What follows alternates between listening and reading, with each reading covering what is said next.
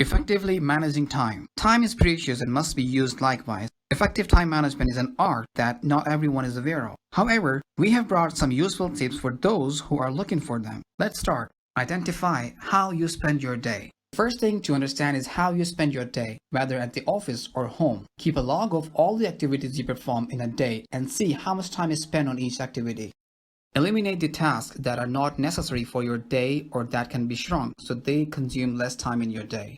There may be tasks in your day that can be delegated to another person. Like if you're at home, the chores can be divided. At the office, divide the extra tasks you may have taken over with your team's tasks.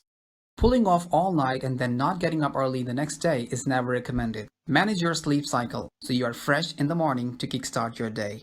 Mobile devices and laptops can be a distraction when they are not used for productive activities. Limit your time on them. You are the best judge of your time. Spend it well. That's all for now. Thank you for watching this video.